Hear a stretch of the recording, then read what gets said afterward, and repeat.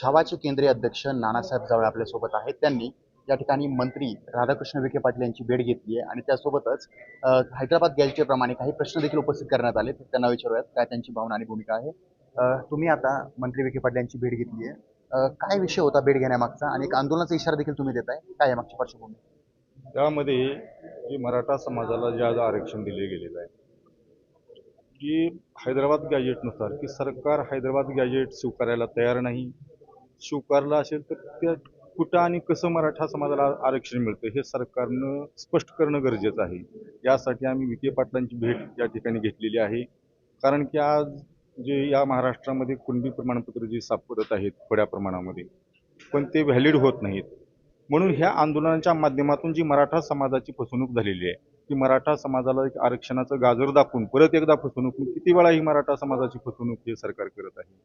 म्हणून आम्ही विखे पाटलांना सांगितलं की काही हे राजकीय लोक हे मराठा आरक्षण कोणी दिल्यासारखं करतंय, काही आंदोलन करते घेतल्यासारखं करतात आणि त्या ठिकाणी खऱ्या अर्थानं मराठा समाजाचा प्रश्न कोणी सोडवत नाही.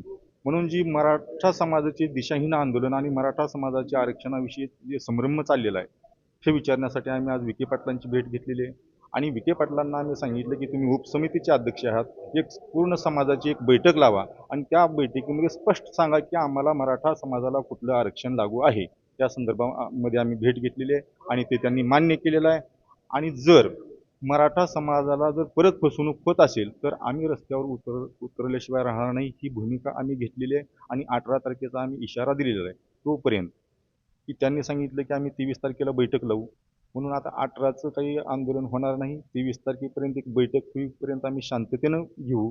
परंतु सरकार यावर जर मार्ग काढत नसेल, कारण की एका बाजूला हैदराबाद गॅजेट लागू आहे असं सरकार सांगते, काही आंदोलनकर्ते सांगतात, पण तसं कुठंही नाही. हैदराबाद गॅजेट लागू नाही. मुख्यमंत्र्यांनी स्पष्टपणाने सांगितलं की सरसगट मराठ्यांना आरक्षण मिळणार नाही.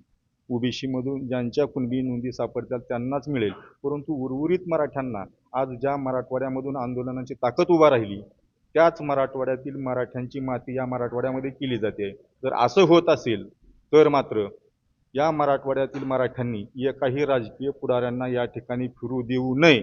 आणि जर फिरत असतील तर त्यांना जाब विचारण्याचं काम त्या मराठा समाजातील तरुणांनी केलं पाहिजे. बरं, एकीकडे असं मत आहे की या गॅजेटियरचा फायदा होत नाही किंवा ते लागू होत नाही. मात्र दुसरीकडे बऱ्याच तरुणांना तरुणींना नोकऱ्या लागल्याचं देखील सांगितलं जातंय. तर दुसरीकडे यामागे जे आंदोलनं झाले, उपोषणं झाले, मोर्चे झाले, त्या माध्यमातून कुठंतरी हे यशस्वी झालं नाही असं म्हणता येईल का तुम्हाला? यशस्वी झालं असं हे नाही, परंतु जे सरकार फसवणूक करते की त्याच्यामधले तथ्य कळत नाही की आपण हैदराबाद गॅजेट लागू केलंय का नाही, हाच प्रश्न महत्त्वाचा आहे. कारण की हैदराबाद गॅजेट जर लागू केला असेल तर मराठवाड्यातील सरसगट मराठ्यांना आरक्षण मिळायला पाहिजे होतं, पण तसं होत नाही. म्हणून हे आम्ही या ठिकाणी उपसमितीच्या अध्यक्षात म्हणून त्यांना विचारण्यासाठी आलेलो आहे आम्ही. बरं. आपण पाहतोय हैदराबाद गॅजेटियरप्रमाणे सरसकट मराठा समाजाला लाभ जो आहे तो होत नाहीये.